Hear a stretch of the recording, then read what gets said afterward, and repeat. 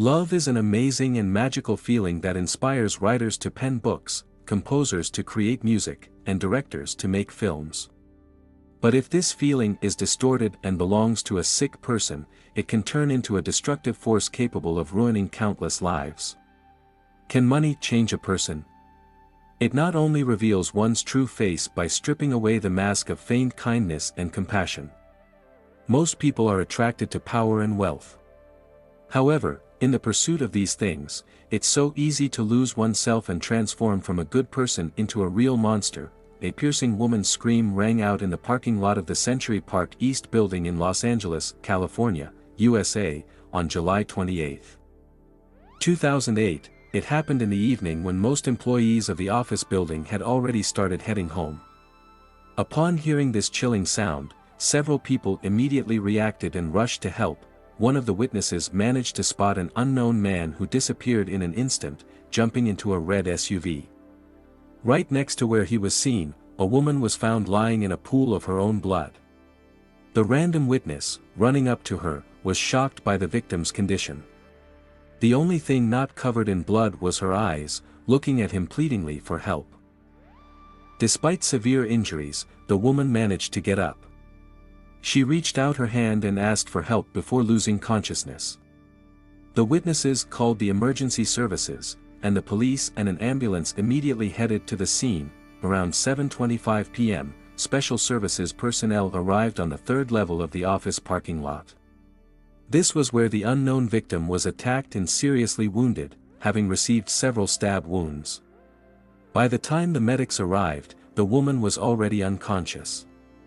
She would come to her senses and then lose consciousness again due to blood loss. The medics provided first aid to the woman and urgently transported her to the nearest hospital. Unfortunately, it was already impossible to save her life. She died on the way. The Los Angeles police immediately launched an investigation and questioned the first witness. According to the man, he saw a tall, slim stranger dressed in a black hoodie with the hood pulled over his face and jeans. It seemed he disappeared within seconds after the victim screamed, but that was enough time to inflict fatal wounds on her. The witness could not describe the killer's face in detail since he only saw him for a moment. Thanks to the footage from the surveillance cameras in the parking lot, it was possible to confirm the witness's words. The suspect did indeed flee in a red SUV. The deceased was identified as 44-year-old Pamela Fayed. The woman had numerous stab wounds to her head, neck, and chest. In addition, there were defensive wounds on her hands. The deep wound on the front of the neck proved fatal. There were no signs of robbery. All the victim's personal belongings remained next to her. It was evident that the attacker had only one goal: to kill Pamela. When these facts became clear, law enforcement officers began tracking the circumstances that could have led to this tragic event. The woman's ex-husband and close relatives were the first to be informed about her death. The ex-husband's name was James Fayed. Of course, in such situations, the perpetrator is often found among the closest circle. Therefore, the man was called in for questioning, and he agreed to voluntarily come to the police station for an interview. Despite the expectations of law enforcement, James did not at all resemble the person captured by the surveillance cameras in the parking lot. Pamela Fayed was born on August 31, 1963, in Salt Lake City, Utah. She grew up in a loving family along with 3 siblings. Shortly after successfully graduating from college, she met a man and gave birth to her first daughter, Desiree, but their relationship didn't work out, and the woman began raising the girl on her own. Close people called Pamela by the affectionate name Pam, and she was known for her generosity and kindness. Friends and relatives described her as a loving and caring mother. Wherever she appeared, a positive and pleasant atmosphere was always created around her, which our heroine supported in every way. The deceased woman was a successful businesswoman, worked in the jewelry industry, and owned her own company since 1989. Unfortunately, in her personal life, not everything was so cloudless. When Pamela met James, she was already a single mother. He worked as an electrician and also dreamed of a family and his own business. Sympathy immediately sparked between them, and the relationship developed rapidly. In 1998, the lovers got married in Las Vegas. Later, the couple had a daughter together, Janet, who became the second child of the assault victim. Many people considered their union happy. James was a sincere and loving husband. It seemed he was ready to do anything for his charming wife. He was a good father and even gladly accepted Pamela's daughter from her first marriage. However, not everything in their life was cloudless. At first, the couple faced financial troubles. The business was not easy for them. After the birth of their second child, the situation deteriorated so much that Pamela had to seek help from the Social Protection Fund. During that period, James worked tirelessly, taking extra hours and agreeing to large orders for the installation and maintenance of electrical networks, which required frequent trips to different parts of the country. He could be away from home for weeks, making every effort to keep the family afloat. The situation changed in 2002 when the couple decided to join forces and create the company Goldfinger. They expanded their scope of activity, starting to work with precious metals, and grew steadily. The jewelry company launched its own online store. The offices were located in California, while the organization itself was registered in Panama. The new business model proved so successful that within a few months, the couple was able to get out of a difficult situation. The Fayeds began buying up gold, jewelry, and collectibles such as coins, which they then resold at a higher price. This allowed them to form a starting capital and then increase the turnover of the business and its profitability. In essence, it was a kind of pawn shop. The couple accepted gold from clients and stored it as buyers. Thus, they issued loans at interest, and when people returned the money, they got their valuables back. If the funds were not returned, the gold remained the property of the Fayeds. During this time, the price of gold rose significantly. By 2008, our heroes and their husband had accumulated significant reserves of precious metal, which had significantly increased in price, as had their wealth. Despite the stunning success in this area, even according to the children, the Fayeds never sought to flaunt their wealth. Although the couple owned expensive property, they usually did not show off their money. Despite this, Pamela held the position of vice president, and her husband was the president of Goldfinger, which brought in millions in profits. Financial success allowed the Fayeds to purchase several expensive real estate properties, including a residence in Camarillo and a huge ranch in Moorpark. Initially, their relationship was filled with love, but the longer the marriage lasted, the more James distanced himself from his wife. Many people noticed that after the business took off, the man was seized by a thirst for money. He became stingy, more withdrawn, and even Pamela herself admitted that he was not at all like the person she had once fallen in love with. At the same time, his health began to deteriorate. The man began to suffer from rheumatoid arthritis, which called into question his ability to manage business affairs. James could not regularly and for long periods stay in the office, which began to negatively affect the business. During that period, Pamela was a housewife, which she had always dreamed of, but she willingly took up work to support her husband. In April 2007, while in the office, Pamela was communicating with her friend Carol, who ran a similar business. They were discussing work issues, and our heroine found out that she had been working without a proper license to conduct business activities. After a little thought, the woman decided to rectify this situation and obtain all the necessary documents. On October 6, 2007, she was issued a check for $400,000, the amount necessary to cover all costs and pay fees. According to witnesses, the husband was categorically against it from the very beginning. He stated that it was too expensive and not at all necessary. However, the wife insisted, wanting to work legally and not have problems with the law. Against the backdrop of these events, the contradictions between the spouses only intensified and reached a critical point. In the end, in October 2007, James filed for divorce after 9 years of marriage.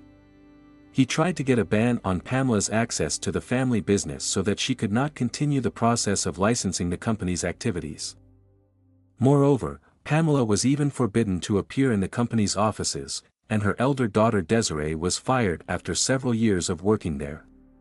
The divorce turned out to be a very conflicting process. The former spouses could not agree on the distribution of bank accounts, which at that time held over $12 million.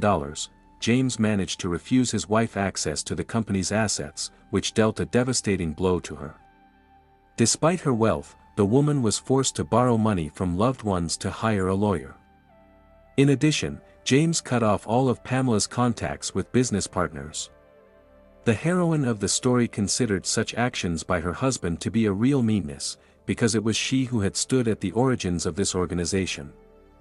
At the initial stage, she invested much more in the business than her husband. Pamela knew that the company's activities were under federal scrutiny, and investigations were underway regarding financial fraud. Government agencies found that through her firm, millions of dollars were laundered every year. The woman sincerely wanted to help restore justice. However, the loss of access to family business assets and the ban on continuing activities that she received virtually negated such a possibility. Against the backdrop of problems associated with the divorce, the husband's behavior became much more cruel and aggressive. There was no trace left of the former James. Pamela, on the contrary, always remained a bright and kind person who was not affected by money.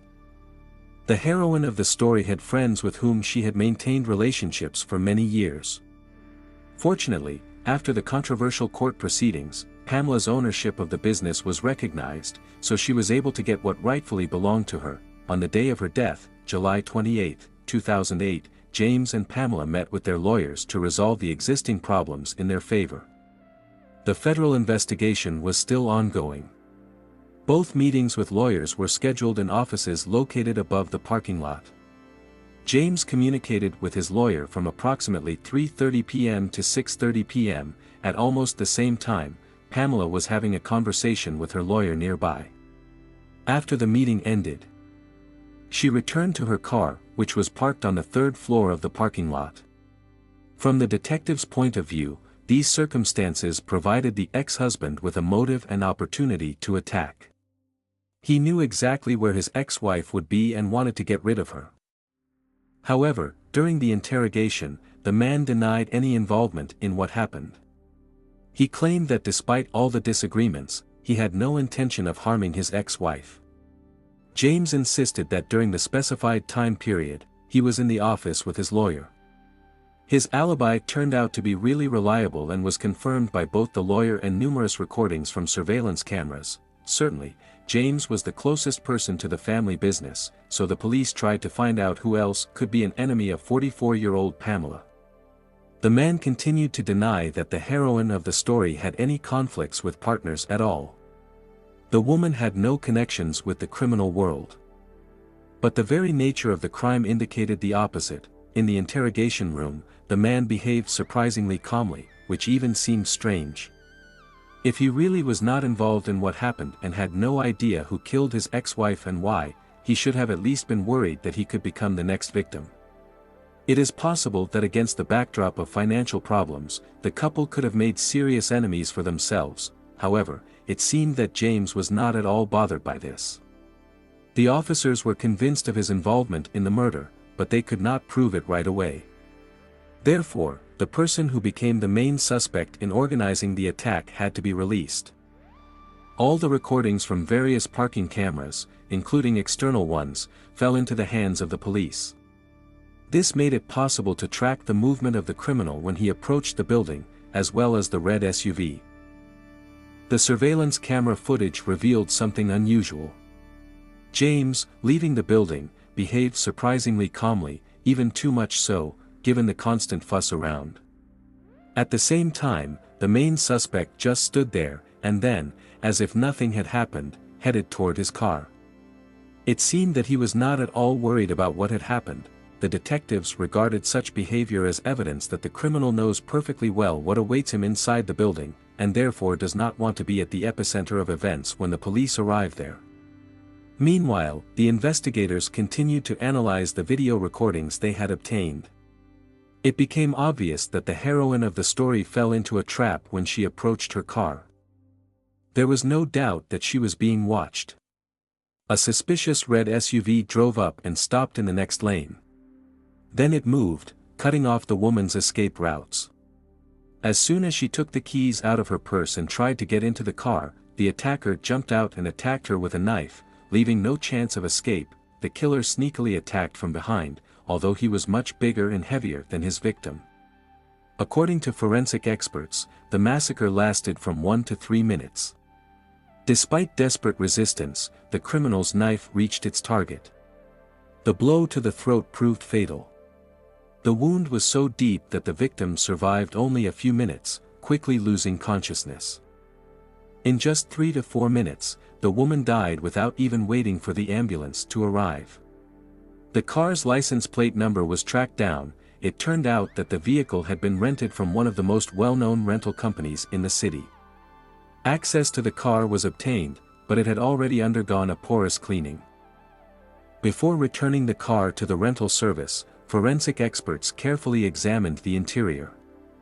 Almost immediately, they managed to detect traces of blood in the crevices of the upholstery of the rear seat from which the criminal attacked. The stranger jumped out of the back seat, leaving the door open. The blood spatter was so strong that drops even got inside the car's interior, flying several meters. Experts concluded that the person who rented the car made great efforts to thoroughly clean the interior and not leave any traces. The surveillance cameras worked flawlessly. Law enforcement officers managed to see the faces of 3 people who were in the car before and after the attack. By comparing the fingerprints collected from the car with existing databases, it was possible to establish the names of the alleged killers. They turned out to be Jose Moya, Gabriel Marquez, and Stephen Moya. Of this trio, only Jose was personally acquainted with James and Pamela, and for several years at that, the man was hired to work on the ranch where the Fayed family lived. He helped with the household and lived in a guest house on the estate. In addition, Jose was in a relationship with James' sister, Mary. In terms of characteristics, he was very similar to the killer captured by surveillance cameras in the parking lot. Investigators gained access to the phone records and GPS data of the crime suspects. The cell phones of Gabriel and Stephen were signaling near the nearest cell tower around the time of the murder. It was located just 100 meters from the parking lot. They also managed to obtain a number of text messages that James and Jose exchanged. However, the exact content of these messages could not be established. The correspondence was edited. At that time, the police did not yet have the technical capabilities to restore them. Despite this, law enforcement officers gradually accumulated more and more indirect evidence linking the direct perpetrators and the alleged mastermind to the crime. However, this was not enough, because the exchange of text messages could easily be explained by the fact that James was communicating with his contractor about work on the ranch. More substantial evidence was needed to bring the killers and the one who hired them to justice. As soon as the official investigation into the activities of Goldfinger began, law enforcement agencies quickly identified a probable motive for the crime. The FBI and the tax service were involved in the work, and they managed to uncover 2 schemes aimed at money laundering. The jewelry business turned out to be connected with another company through which tens of millions of dollars obtained by criminal means were laundered. Although the jewelry firm itself was not directly involved in financial fraud, its involvement made it possible to put pressure on James. Obviously, he received significant profits from illegal activities, using his wife's business. Given the lack of direct evidence of the man's involvement in the murder, he was charged with financial fraud. This made it possible to restrict his access to any financial transactions. In addition, government agencies were able to conduct a thorough audit of the jewelry company's activities. When James began to have health problems, it significantly shook his self-confidence. Money made him believe in his own invincibility, but the unbearable pain from rheumatoid arthritis dispelled this illusion. To alleviate his suffering, he began taking various pain medications prescribed by the doctor. Eventually, the man even developed an addiction to these drugs. The person whom the heroine of the story once sincerely loved changed beyond recognition. James almost completely lost the ability to control the business. At the same time, Pamela was ready to devote herself entirely to this cause. For several years, James regularly stayed in the hospital for regular treatment courses. He became more aloof, and family members felt that the gap between them was only growing. It became clear why James so resolutely opposed the licensing of activities initiated by Pamela. In essence, this opened up full access to the company's financial records, which would automatically expose all his machinations. At the same time, the wife did not even suspect the existence of shadow schemes and tried to conduct business legally. When the husband realized that it would not be possible to stop Pamela, he flew into a rage. James provoked several serious quarrels, during which he did not restrain himself in his statements. He was clearly trying to intimidate and morally break his wife in order to prepare the ground for a future divorce. He partially succeeded in this. Despite the fact that Pamela was a strong woman, she was depressed by the changes that had occurred with her husband. Questions also arose about Jose, who lived on the territory of the Fayed's estate. The investigation assumed that he found himself next to the wealthy couple for a reason. Given the number of people involved in this case, it was not easy for the police and special services to unravel the tangle of lies. It was not ruled out that Jose had gained the Fayed's trust with a specific purpose. It is quite likely that he planned to deal with the couple and their children one by one in order to eventually take possession of the gold. He knew perfectly well where the valuables were stored on the ranch. In fact, Jose was not just a hired worker. He became a trusted person of the business owners. He was even allowed to transport gold. Everyone described Jose as a good-natured and positive man. But now he showed his true face. Literally a month after Pamela's death, he was accused of premeditated murder. Of course, Jose did not confess to the crime committed and denied in every possible way the presence of a customer.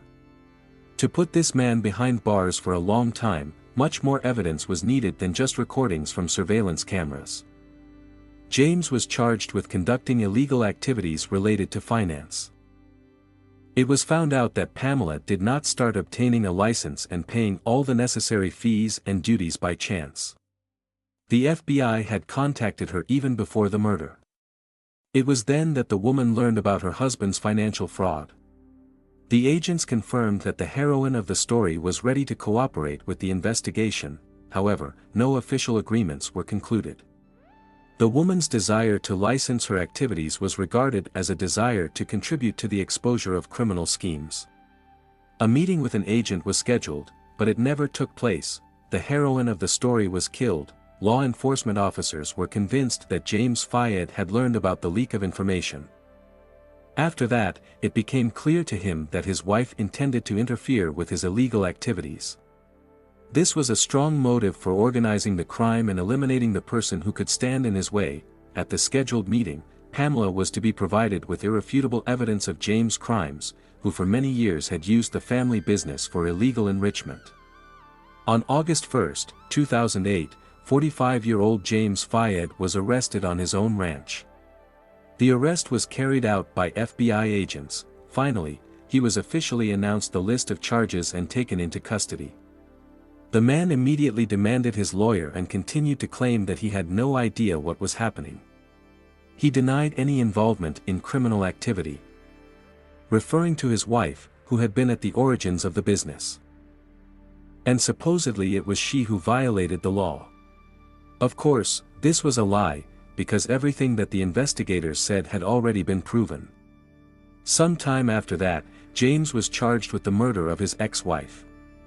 Despite this, the man denied his guilt in every possible way, as well as on previous points. According to him, his wife was more valuable to him alive, but he never managed to provide convincing arguments in support of this statement.